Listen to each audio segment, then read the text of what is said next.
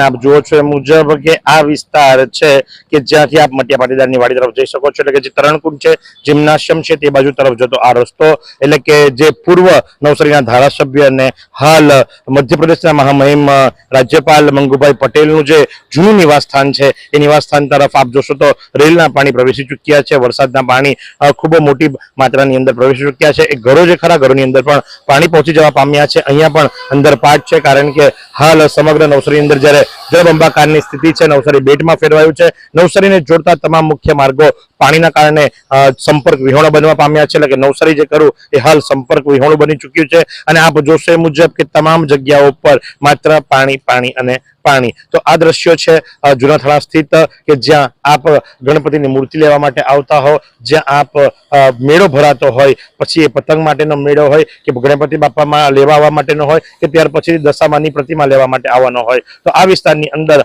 હાલ મુખ્ય માર્ગની બાજુમાં આપ જુઓ છો તો સંપૂર્ણ જળભરાવ છે. સાથે જ અહીં બાપાને ઉપર ટેબલ પર બેસાડવામાં આવ્યા છે. મેં પહેલા જ કહ્યું એ મુજબ કે વિઘ્નહર્તા ગણેશજીની મૂર્તિ લેવા માટે લોકો અહીં આવતા હોય તો બાપા જે ખરા એ ટેબલ ઉપર પોતે પણ રેનકોટ પહેરીને બેઠા છે. અને સાથે જો જણાવી દઉં તો ઘરની અંદર, જી હા, ઘરની અંદર પણ આપ જોશો તો બાપા પાસે એક દીવો પ્રગટાવવામાં આવ્યો છે અને બાપાને એ જ પ્રાર્થના કરવામાં આવી રહી છે કે બાપા આપ વિઘ્નહર્તા છો અને આ વિઘ્નને હરો, અને જે અત્યારે આ જળ ભરાવની સ્થિતિ છે એમાંથી આ જનતાને આપ બહાર કાઢો. જી હા, બહુ સરસ મજાનું દ્રશ્ય કહી શકાય કે ઘરની અંદર કોઈ જગ્યાએ પ્રકાશ નથી, પણ બાપાની જે પ્રતિમા મૂકવામાં આવી છે ત્યાં એક દીવો પ્રગટાવવામાં આવ્યો છે અને એ દીવો જે ખરો એ પ્રકાશ પાથરી રહ્યો છે. તો આ જળભરાવની સ્થિતિની અંદર બાપાને લોકો ગુહાર લગાવી રહ્યા છે અને આ વિસ્તારની અંદર પણ વીજળી કાપ છે અને પાણીનો જળભરાવ સ્પષ્ટપણે જોઈ શકાય છે.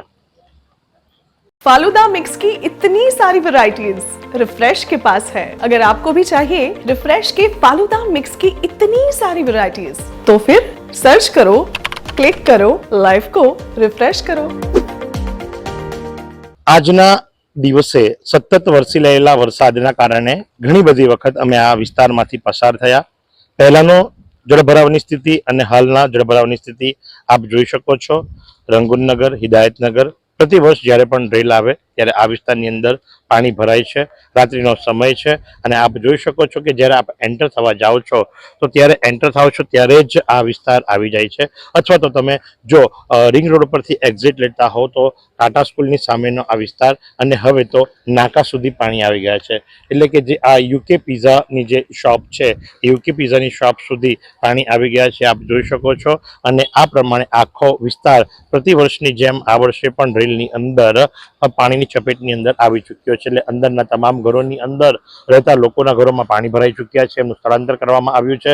અને સાથે જ જો વાત કરવામાં આવે તો બરાબર જે જૂનું બસ સ્ટોપ હતું હવે તો ત્યાંથી ખસેડી દેવામાં આવ્યું છે, પણ આજની તારીખે પણ જ્યાં ઇકો વાળા ઉભા રહે છે ત્યાં પોલીસની જીપ મૂકી દેવામાં આવી છે અને આગળ કોઈને જવા દેવામાં આવતા નથી. એ દ્રશ્ય પણ અમે આપને દર્શાવીશું. તો આ વિસ્તાર છે આપણો મચ્છી માર્કેટ સામેનો જે રિંગ રોડ છે, ટાટા સ્કૂલ પાસેનો જે રિંગ રોડ છે, જ્યાં રંગૂનનગર, હિદાયતનગર આવ્યું છે. અને ત્યાર પછીથી તમે જુઓ છો એ પ્રમાણે કે આ બાજુ પોલીસની જીપ મૂકી દેવામાં આવી છે. પોલીસના જવાનો ખડે પગે તૈનાત છે અને સૌને સુરક્ષિત રહેવા માટે અને રસ્તો ન ઓળંગવા માટે, બિનજરૂરી કામકાજ ન હોય તો પાર ન કરવા માટે, કારણ કે આગળ યશવીન હોસ્પિટલ પર પણ છે. એટલે કદાચ જો કોઈ પેશન્ટ કે એવું તેવું હોય તો જ જવા દેવા માટેની સૂચના આપવામાં આવે છે. નહીતર જે આપ જુઓ છો એ મુજબ કે હાલ તો અહીં પોલીસ જે ખરી પીસીઆરની સાથે ઊભી છે અને આગળ પણ જળભરાવના દ્રશ્યો આપ સ્પષ્ટપણે જોઈ શકો છો. ટ્રાફિક ને ડાયવર્ટ કરવામાં આવ્યું છે. લગભગ ત્યાં સુધી નવસારીની અંદર કોઈ એક એવી જગ્યા નથી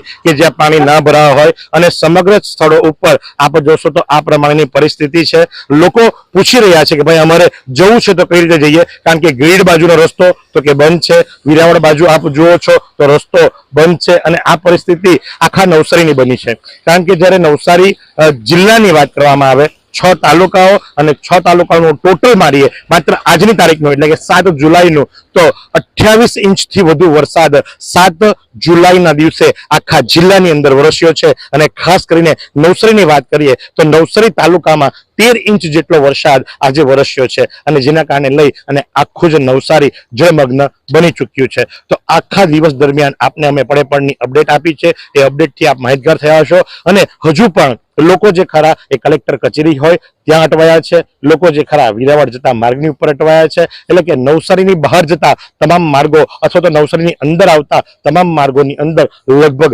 જળભરાવની સ્થિતિ બની ચૂકવા પામી છે. જો કે રાહતનો શ્વાસ એટલે લઈ શકાય, કારણ કે વરસાદ હાલ થોડો નરમ પડ્યો છે, ઉપરવાસમાં પણ વરસાદ થોડો ઓછો છે, અને જો વાત કરીએ તો આવી સ્થિતિ રહી તો કાલે સ્થિતિ સામાન્ય બની શકે છે. કારણ કે રાત્રિ દરમિયાન એક નાની ભરતી આવતી હોય છે, એ નાની ભરતીનો સમય જે ખરો એ સચવાઈ જાય તો બહુ મોટી કોઈ હોનારત નહીં થઈ શકે. પરમાત્માને એ જ પ્રાર્થના કરીએ, કારણ કે છેલ્લા આંકડા જે મળ્યા છે એ મળેલા આંકડા મુજબ 1145 લોકોનું રેસ્ક્યુ કરવામાં આવ્યું છે, એમને સલામત સ્થળો ઉપર સ્થળાંતરિત કરવામાં આવ્યા છે. અને હાલ પણ આપ જુઓ તો ગ્રીડ ઉપર જે બસો ફસાઈ હતી એની અંદર યુવાનો દ્વારા એમનું રેસ્ક્યુ કરવામાં આવ્યું, SDRF દ્વારા રેસ્ક્યુ કરવામાં આવ્યું, અને આ પ્રમાણે લોકોને બચાવની કામગીરી ચાલી રહી છે. તો પડે પડના માહિતી માટે, અપડેટ માટે આપની હતર નવસારી લાઈવ અને ઝટપટ ન્યૂઝ આખા દિવસ દરમિયાન મારી સાથે જોડાયેલા રહ્યા મારા કેમેરા પર્સન સાહિલ રાજપૂત, રોહન પટેલ, મહેન્દ્ર લુહાર અને હું મહેશ ભટ્ટ. શું તમે શરીરના સાંધાના દુખાવાથી પીડાઈ રહ્યા છો કે પછી તમે કોઈ સ્પોર્ટ્સ ઇન્જરીથી પીડાઈ રહ્યા છો? લકવાની બીમારી બાદની પીડા સહન કરી રહ્યા છો? શું તમને સ્પાઇનલ પ્રોબ્લેમ છે?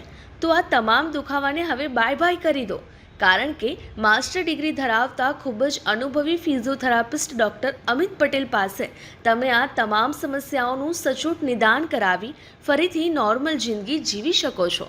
તો સરનામું નોંધી લો. Comprehensive care centre, DD street, library પાસે, અનુરાગ સારીઝની લાઇનમાં, નવસારી.